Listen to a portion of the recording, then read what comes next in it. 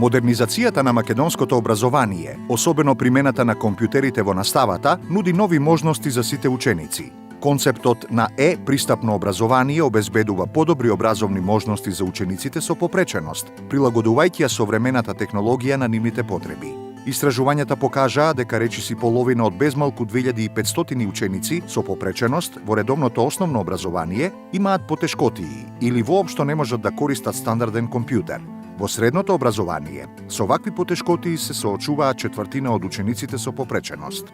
Од 2010-та, Сдруженијето Отворете ги прозорците и УСАИД во соработка со образовните и други релевантни институции ги прават пионерските чекори кај нас за подобрување на пристапноста на образованието. Повеќе од 10% од основните училишта во земјава и 2 средни се опремени со асистивни уреди, кои го олеснуваат користењето компјутер, монитори на допир, тастатури со големи копчиња, адаптирани џојстици, тракболи и издвоени кликови. Повеќе од 1200 наставници и училишни дефектолози, педагози и психолози се обучени да ја користат асистивната технологија во наставата. Јас сум наставник кој што во својата паралелка има ученик со Даун синдром.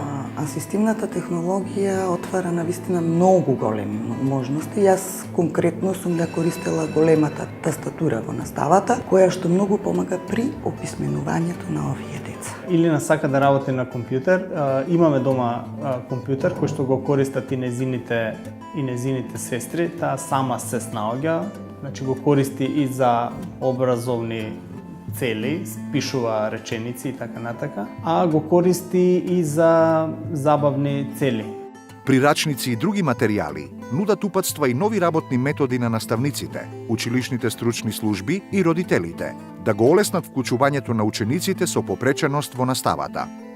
Идејата за креирање на прирачникот, улогата на асистивната технологија во процесот на индивидуализација на наставата во инклузивните училишта, произлезе од секојдневните потреби на училиштата, училишните тимови и наставниците, пред се за олеснување, индивидуализација на наставата и секако документирање на постигнувањата на учениците со посебни потреби. Во сите овие процеси, улогата на асистивната технологија се покажа дека е многу значајна. Прирачникот за наставници за инклузивно компјутерски практики има за цел да им посочи на наставниците примери за тоа како да користат асистивната технологија во наставата, но исто така и да им сподели практики од нивни колеги кои што ја користат технологијата во оделенска и во предметна настава.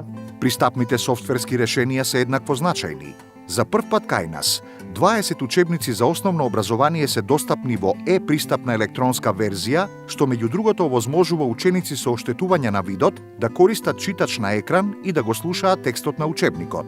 Неколку пристапни образовни апликации беа ставени на располагање на основните училишта. За дел од нив, Бирото за развој на образованието изработи упатство за наставниците да ги поврзат игрите со наставните содржини.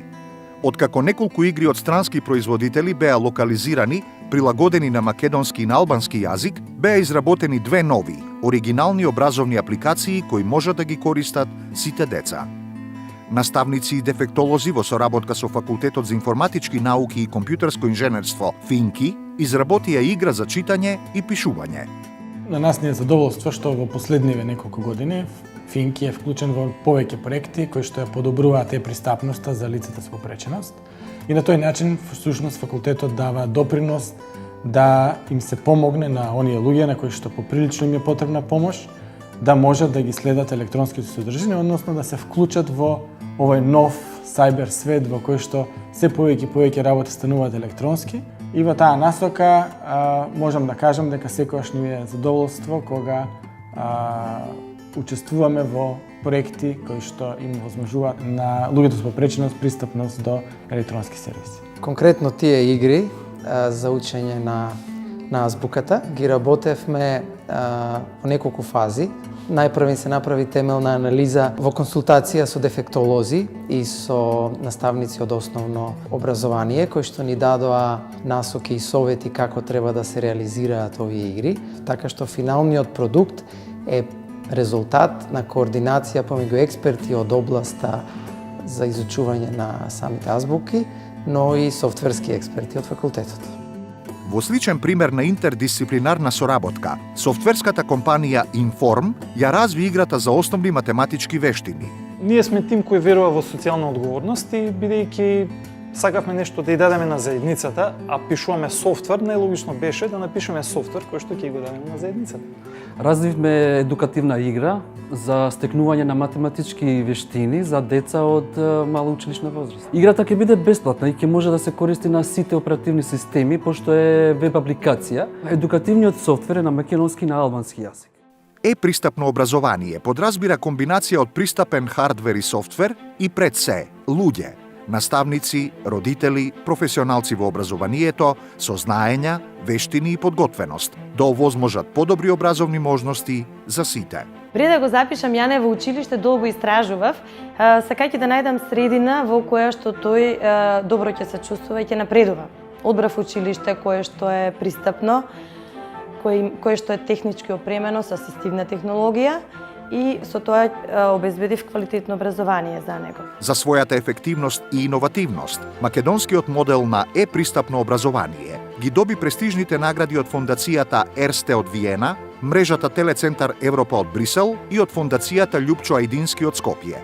Користејќи ја технологијата како алатка за инклузијата, е-пристапното образование нуди основа за напредок и развој на децата со попреченост за еден ден да станат рамноправни и активни граѓани кои придонесуваат во општеството. За мене најбитно е Јане да има можност да напредува и да биде среќен, затоа што секој дете го заслужува тоа. Тука се стиска и се напишува фрив и се отвара фрив. Чекај да ја покажам.